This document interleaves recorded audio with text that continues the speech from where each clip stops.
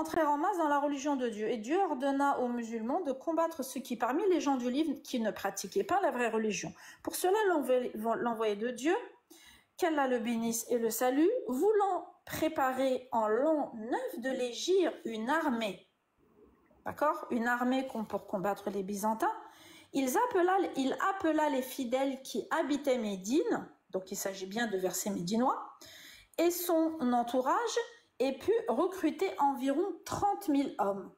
Et seuls les hypocrites firent défection. Et ce fut une année de disette, ou un jour de chaleur torride, que l'envoyé de Dieu, qu'Allah le bénisse et le salue, sortit de Médine à la tête de cette armée, en se dirigeant vers le pays de Cham pour combattre les Byzantins.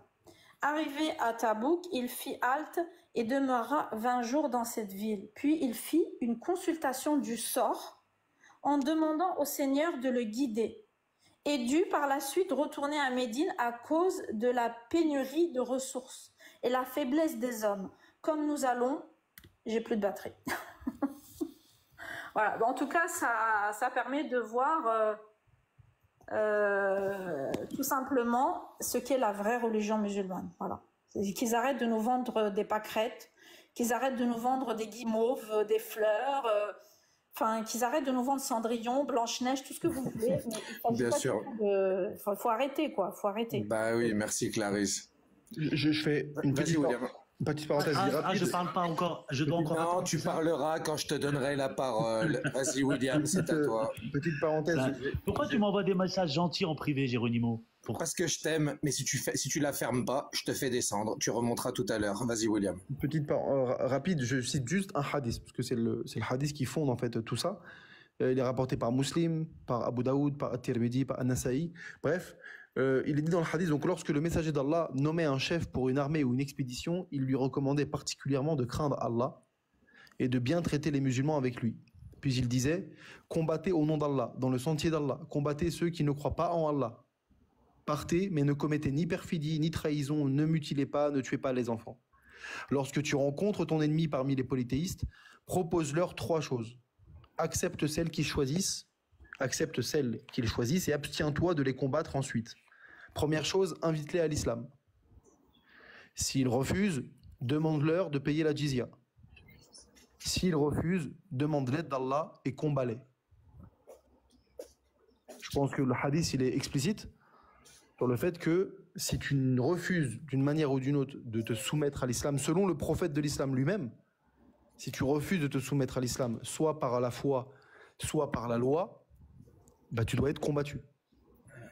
C'est explicite. Donc voilà, si on n'a pas compris le hadith, si on n'a pas compris les paroles des savants, on n'a pas compris les versets, on n'a pas compris les exégèses, on n'a rien compris, ceux qui essayent de réfuter n'apportent rien.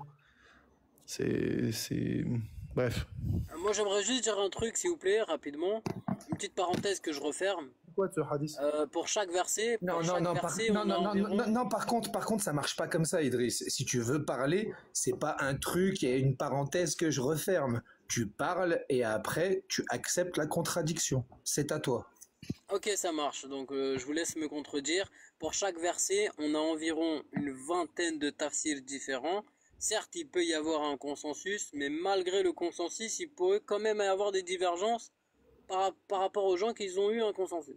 Donc, je vous souhaite à tous très bon courage pour essayer de démêler tout ça. C'est facile que t'as pas lu, ok, d'accord. Merci. Merci pour l'information qui ne sert à rien, puisque tu apportes une information que t'es pas capable de sourcer et de démontrer. Mais William, tu sais très bien qu'il y a une vingtaine de tafsirs différents. Oui, il n'y en a pas une vingtaine. Il y en a on va sortir Courtoubi. Il y en a même près d'une centaine de tafsirs. Tu veux que je sorte Courtoubi? Ok. Mais en fait, je vois pas ce que ça change. Hein. Parce que si, y a rien qui change. dire, même en vérité, 20 est léger. Hein. Des tafsirs, il y en a bien plus que 20 en vrai. Hein. Mais bon, même les 20, tu les as pas lus. C'est ça le problème, c'est que. Bien sûr, mais en tout cas, bah oui, donc tu peux pas prendre ça. Non, le problème c'est que tu balances une affirmation, faisant croire qu'en citant le nombre de 20 tafsirs, ça va, comment dire, confirmer ta prétention à dire qu'il y a des divergences, et tu ne sources rien. Tu ne sources Alors, rien. William, une question logique et rationnelle. Les 20 tafsirs qui sont différents faits de différentes personnes, est-ce qu'ils disent la même chose ou pas? Ou ils ont des Ah nuances? bah ça dépend sur quel sujet, ouais, bien sûr que des fois ils peuvent se rejoindre, mais même tous d'ailleurs. Tu prends le mariage des petites D'accord. par Et en exemple, grande majorité? tu prends... Alors attends, en grande majorité, ils se rejoignent ou pas? Bien sûr, oui. Ah, d'accord, Bien sûr. donc pourquoi ils ne Sur le font djihad pas de qu'un conquête, seul... c'est pour ça que je t'ai dit sur le djihad de conquête par exemple, Arrête. l'avis de la, Alors- l'avis de la très grande majorité des savants sur le djihad de conquête, c'est que c'est un djihad qui existe et qui est ordonné et qui est légiféré et qui est conditionné mais qui est légiféré, bien sûr. Alors pourquoi on a une centaine de groupes dans l'islam tels que les salafis, machin, etc., etc. Mais les salafites, non mais Tirmidhi. Enfin bref. c'est quoi les centaines de groupes? Vas-y, attends, tu dis il y a une Parce centaine qu'il de y a groupes. des gens qui refusent parle- de croire que ça existe. Attends, Ça. attends. Par exemple, les soufis, c'est des gens pacifiques. Non, tu non, vois. pas du tout. Les Clarisse, soufis sont attends pas- 2 minutes. Attends, les soufis sont Je pas vais du tout reformuler, pacifiques. William. Les soufis, c'est Attends, des je vais sunnites. reformuler. Les soufis, c'est des Pourquoi soufis, il y a c'est des des sunnites. centaines... Mais attends deux Il y a secondes. des centaines de... Mais c'est quoi les tafsirs centaines? Tu différents. balances des chiffres comme ça, c'est quoi les centaines? Bah, Ibn Kathir, Qurtubi, Ibn Muslim, Kathir, Bukhari, est-ce etc., que- etc. est-ce Je vais qu'il pas dit tous autre te les chose? citer. Ok, Ibn Kathir, il dit autre chose que Tabari? Non, moi je te pose une question. Je Oui. te dis pourquoi tous ces gens-là, en fait t'as pas écouté ce que je te dis. Pourquoi tous ces gens-là ils forment pas qu'un seul groupe? Pourquoi ils ont tous des noms différents? Est-ce que t'as la réponse ou pas? Bah, c'est des personnes déjà, donc elles sont toutes différentes. El-Qurtubi, c'est pas le nom d'un tafsir. El-Qurtubi, c'est une personne. Oui, C'est oui, je l'imam sais, Al-Qurtubi. mais- Bah, donc, je sais, mais... bah, donc il peut pas former Je te un dis pas seul. que pourquoi c'est C'est une seule la personne. Moi, je te dis fusion, pourquoi ils forment- Non, mais de Gogeta, moi, je te ça dis n'existe pourquoi. pas. Hein. Je te Ça, dis c'est- pourquoi ils suppriment pas tous les livres et ils gardent qu'un seul livre pour les tafsirs. Pourquoi ils ont gardé différents livres de Je m'en tafsirs vais, différents? Géronimo, j'en ai marre d'attendre. Tout le monde parle, moi j'ai pas le droit à la Bah, parole. justement Merci. pour mon. Non, mais c'est bon, j'ai pas le droit à la Non, parole. non, attends, Xor. Ah, Xor, Ju- attends, moi je fais tourner... Justement pour montrer que bah, déjà Ouais. premièrement parce que l'islam n'interdit pas à ceux qui ont les compétences de s'exprimer et de faire une analyse, premièrement. Deuxièmement parce que sur l'ensemble de l'analyse des plus de 6200 versets qu'il y a dans le Coran, ils ne disent pas tous exactement la même chose. Il peut y avoir des divergences, les divergences existent en islam, elles sont nombreuses. Mais quand il y a des avis présentés comme unanimes ou majoritaires, il faut quand même le reconnaître. Tu peux pas faire, même en admettant qu'il y ait des divergences. Et les divergences, en réalité, je les connais, les quelques-unes qui existent. Mais c'est pas le sujet.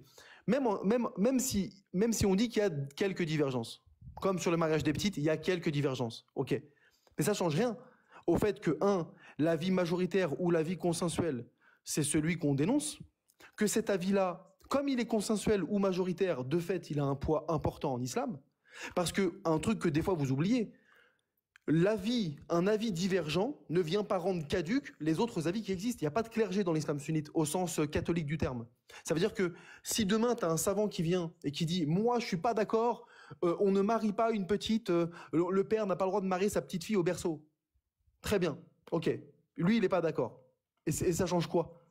Qu'est-ce que ça change à la réalité du fait que l'avis de la majorité, c'est que tu peux le faire? Ça change rien. L'avis minoritaire, D'accord, et est-ce un que- avis, une divergence, la divergence d'un savant,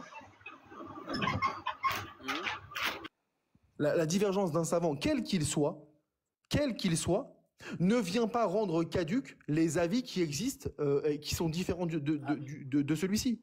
Ok. Donc le poids de ces avis-là, d'autant plus quand ils sont majoritaires ou très majoritaires, voire consensuels, d'autant plus quand ils ont ce statut-là, ils ont du poids, ils sont importants. D'accord. Alors une question, sachant que dans le passé, ils étaient arrivés à des consensus, malgré le consensus, ils sont arrivés à une autre conclusion, d'accord? C'est C'est-à-dire quoi à par toute exemple? Donne autre un exemple. chose. Arrête de dire des phrases vides. Et quoi? Donne un exemple précis. C'est quoi? Du coup, tu parles de quoi? Alors un exemple précis. Bah, par rapport à des hadiths qui étaient statués Donne un exemple authentiques.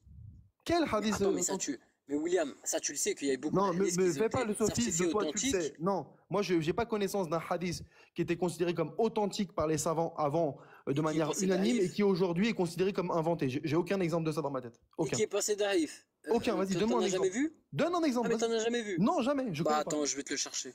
Je l'ai noté, t'inquiète. Ouais, vas-y. Des avis sur des hadiths sur lesquels il y a des avis divergents, ça je connais. Des hadiths qui étaient considérés comme unanimement authentiques avant, dans les premiers temps de l'islam, Ok.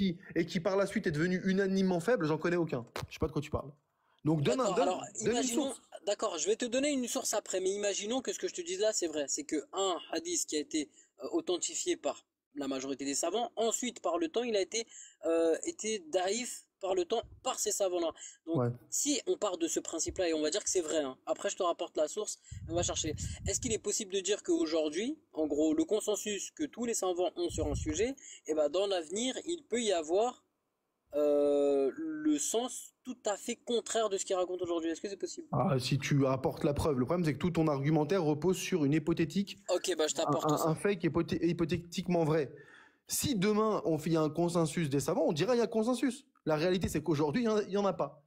Il n'y a pas de consensus des savants. Et je vais te dire un truc, hein. Il est d'autant plus impossible à notre époque qu'il y a un quelconque consensus qui existe. La définition du ijma' en islam, c'est la définition, celle qui est la plus répandue et qui est retenue, c'est tous les savants, tous les érudits, tous les spécialistes s'accordent sur le statut d'un acte, par exemple, est-ce qu'il est licite, illicite ou autre. Il suffirait qu'il y ait un seul érudit, un seul spécialiste qui diverge pour qu'on dise qu'il n'y a plus de consensus. Donc, à la limite, on pouvait imaginer que ça soit possible de vérifier ça à l'époque où il y avait très peu de savants, entre guillemets, dans les tout débuts de l'islam. Mais en réalité, aujourd'hui, en 2025, où tu as 1,5 milliard de musulmans et tu as des centaines, voire peut-être milliers de théologiens, etc., répartis dans la planète entière, quel consensus? Rien, tu vas juste dire peut-être le conseil de la fatwa de Jordanie, le conseil d'Arabie Saoudite dit que, mais eux, ça ne représente que. Ça ne représente pas tous les savants qui existent dans le monde musulman. Donc, je ne vois pas de quoi tu parles. En tout cas, retiens un truc. Il ne suffit pas de dire il y a une divergence pour que d'un seul coup, la personne qui vienne avec un avis divergent annule tous les autres avis qui existent. L'islam sunnite est fait de telle manière qu'il n'y a pas de clergé. Et d'ailleurs, c'est un des gros problèmes de l'islam sunnite. C'est qu'au final, même si tu viens avec tu viens nous dire oui, il y a tel conseil de la fatwa qui a dit que lui, il n'était pas d'accord, bah ouais, très bien. Mais le conseil de la fatwa, il n'a aucune autorité. Les savants, les musulmans du monde entier sont pas obligés de suivre le conseil de la fatwa d'Égypte. S'ils veulent en avoir rien à faire du conseil de la fatwa d'Égypte, eh ben ils en ont rien à faire. Il y a aucune contrainte, rien ne les oblige à suivre le conseil de la fatwa d'Égypte ou d'Arabie Saoudite ou de Jordanie ou de l'Inde ou du Pakistan ou de ce que tu veux. Donc c'est ça le gros problème, c'est qu'en vérité ces avis-là ils existent et ils existeront toujours. C'est ça le problème. Et tant qu'ils continuent d'être enseignés, parce qu'à la limite qu'ils existent dans les bouquins, mais qu'on arrête de les enseigner. Bon, on dirait, oh, ok, d'accord, bon, c'est fini, c'est tombé en désuétude, tout le monde s'en fout. Ok, il n'y a plus de problème. Le problème, c'est que non seulement ils existent toujours, ils ont toujours de la valeur, mais ils sont toujours enseignés. Tu sais où est-ce que j'ai étudié le fait qu'il y a 2 types de djihad, que le mariage des petites dès le berceau c'était halal, etc. C'est pas au fin fond du Pakistan, hein, c'est en France. C'est en France, dans les instituts de sciences islamiques, en France, déclaré en préfecture. C'est là qu'on nous apprend ça. Sur la base de docteurs en charia, de professeurs qui sont partis étudier dans le monde arabe, en Égypte, au Maroc, en Algérie, aux Comores, en Syrie, etc., en Mauritanie, et qui sont revenus en France diplômés, avec des doctorats, un autre qui a étudié pendant 16 ans, qui a des diplômes de l'université de Syrie, machin, un truc, ils viennent de toutes les universités diplômés, et ensuite, en France, ils viennent enseigner ça. Ils n'ont rien compris aussi, ils ont passé 15 ans à étudier un truc qu'ils n'ont rien compris. Bon, arrêtez les délires un peu, s'il vous plaît. Est-ce que Bonsoir. peut lire l'arabe? Bonsoir tout le monde. Bonsoir. Bonsoir. Oui, j'avais juste une petite question à poser à William, moi.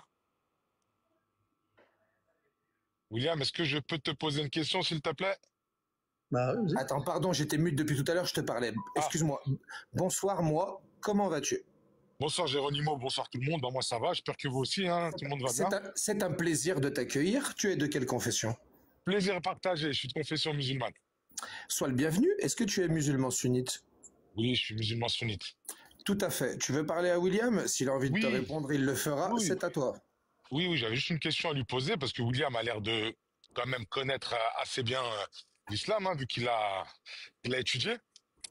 Je voulais te poser une question, William, en fait, concernant une règle, en fait, sur justement les paroles des savants. Savoir si tu la connaissais ou pas, cette règle.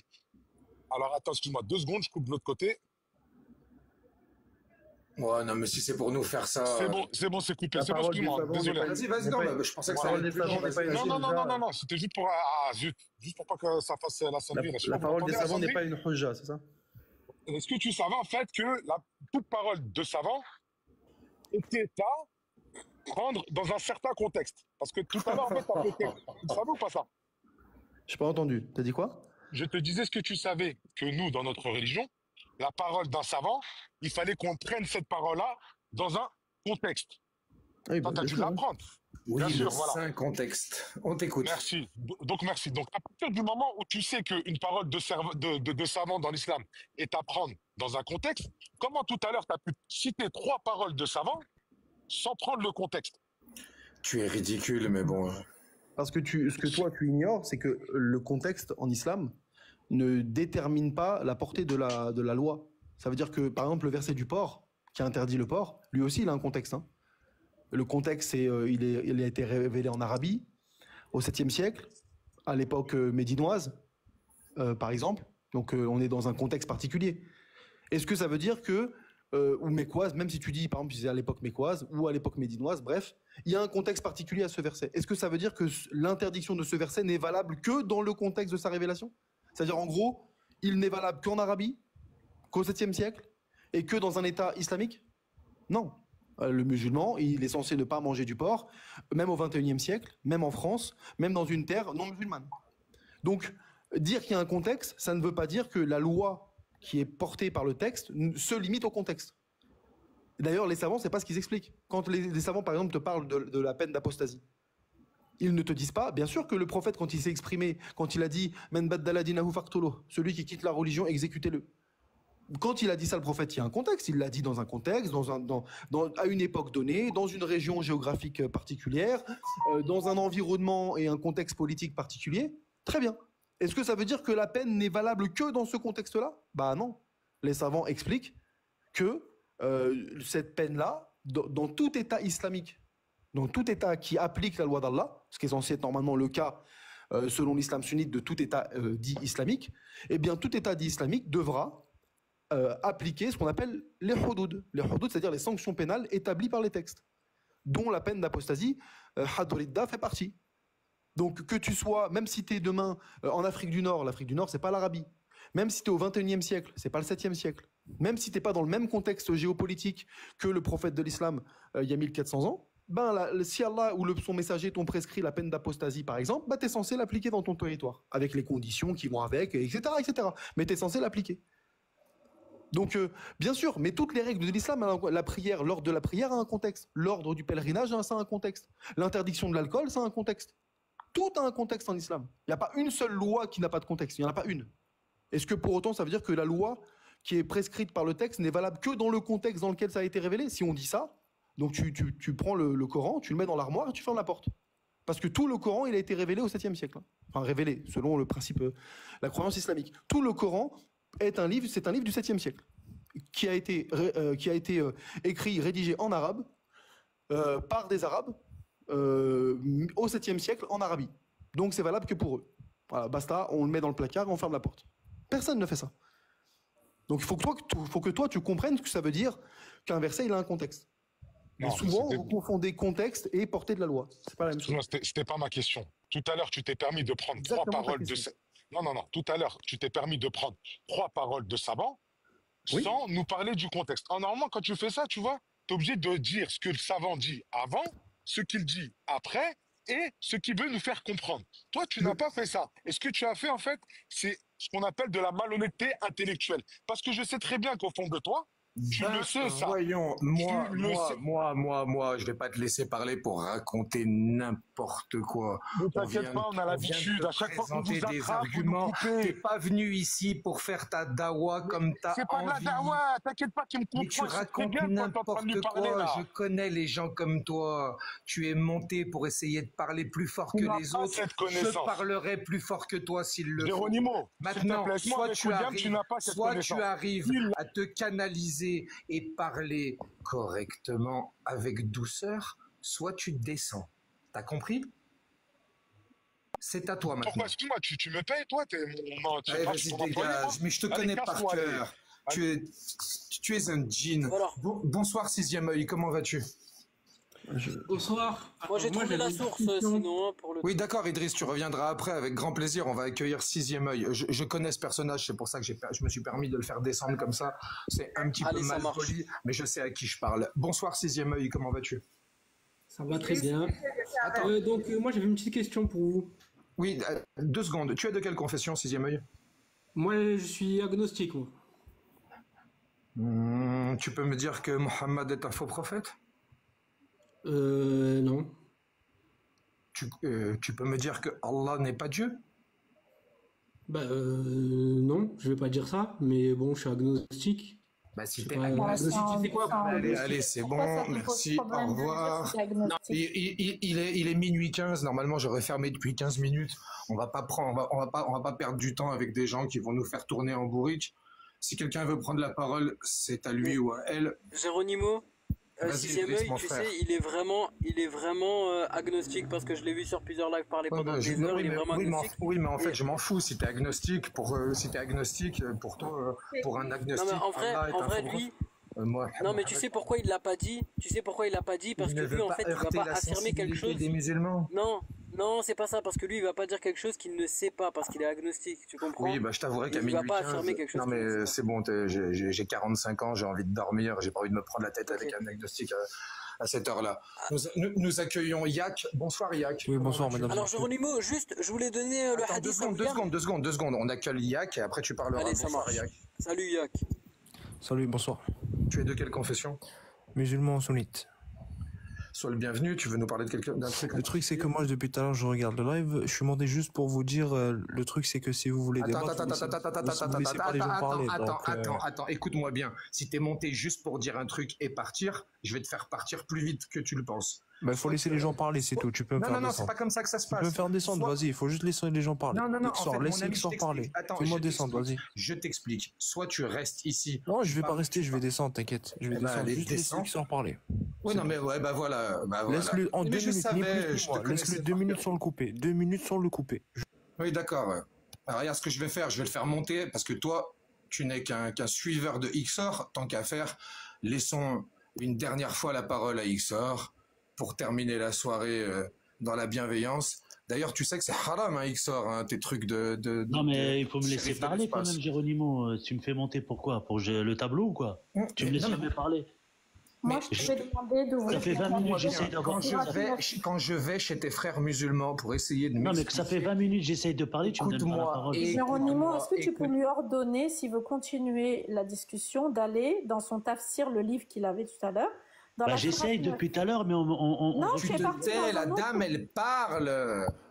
Tu es Vas-y, parti dans Clarisse. un autre livre, Moi, il me tu laisse es pas parti parler, dans t'as une vu jurisprudence, mais tu voulais, dans la jurisprudence, d'accord, mais moi, ce que je voulais, Oui. c'est pas aller dans le tafsir, parce que la jurisprudence, elle a évolué dans l'islam. À un moment donné, Ne elle lui coupe était- pas la parole, hein. à un moment Ah, c'est donné, bon, la Géronimo, arrête de faire, jurisprudence était c'est différente bon. à la Mecque et elle était différente à Médine. Moi, ce que je veux, c'est que Taï est parti.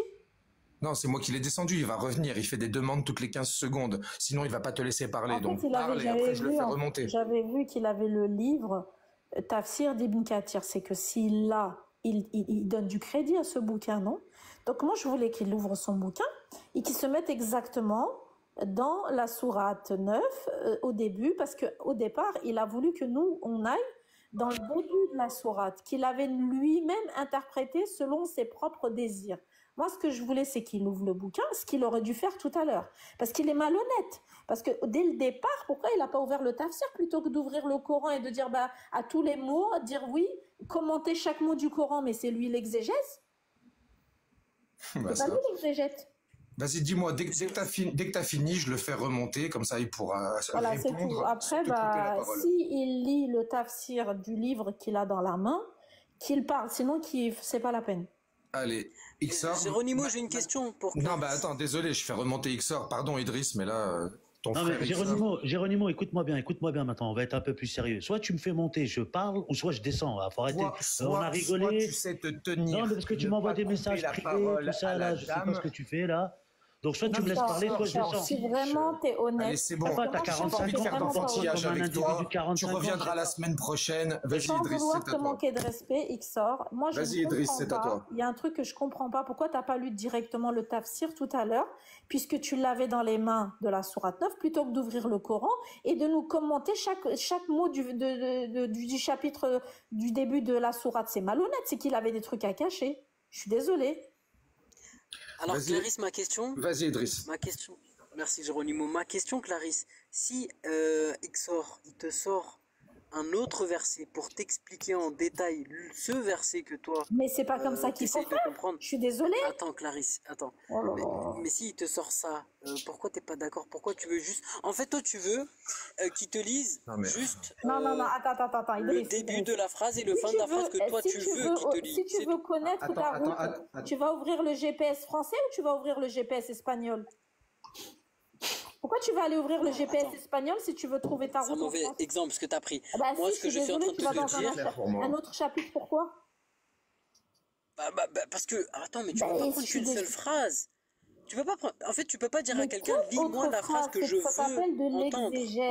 Oh les gars, Idriss, tu te rends compte qu'on passe des heures et des heures sur des détails alors qu'il est d'une simplicité enfantine, de pouvoir démonter ton dogme.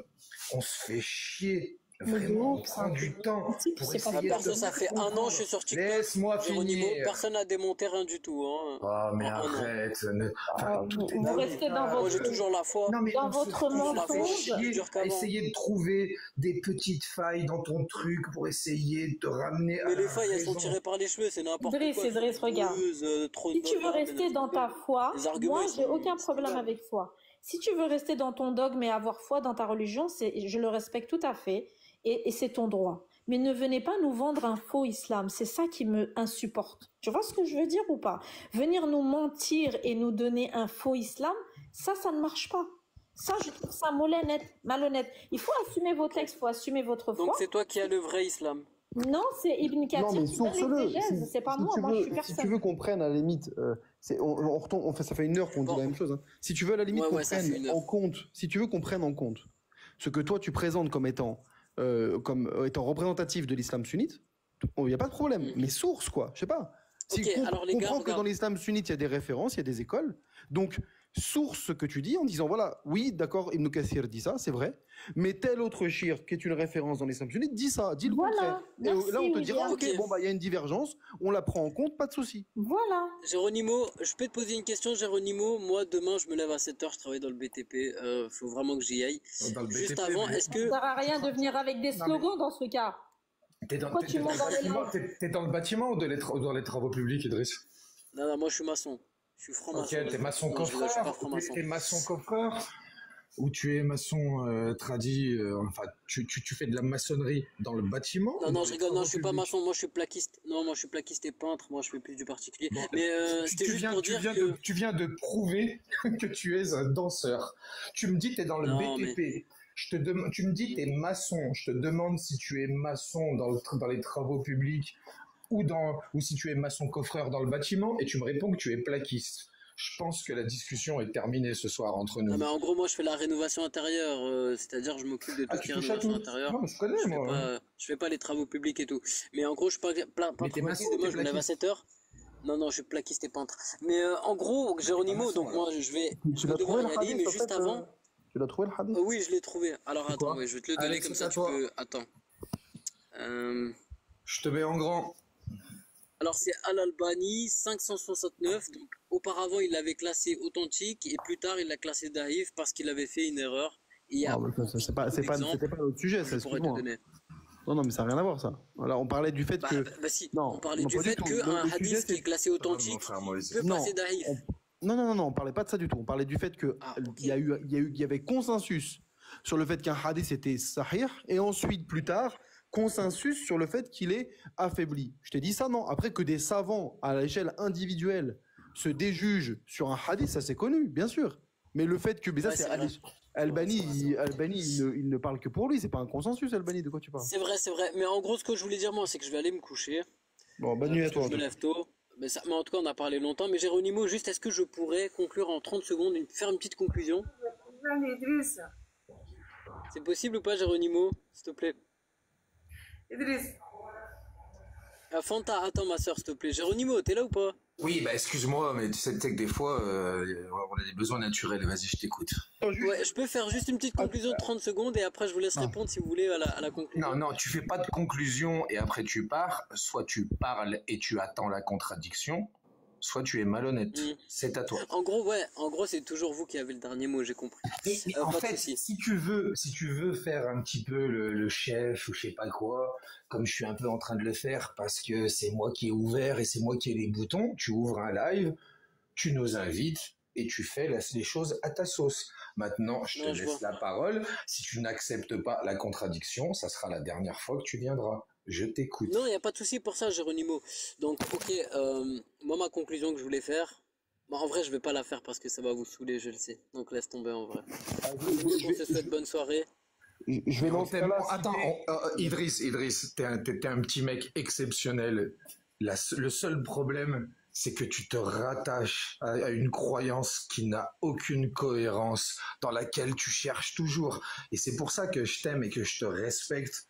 Parce que tu es vraiment assidu, tu en veux, tu cherches toutes les preuves nécessaires pour te prouver à toi-même un mensonge. Reste encore avec nous, dis ce que tu as à dire, mais accepte la contradiction, c'est à toi. En vrai, ça, bon, moi je vous ai prévenu, hein, ça va vous saouler.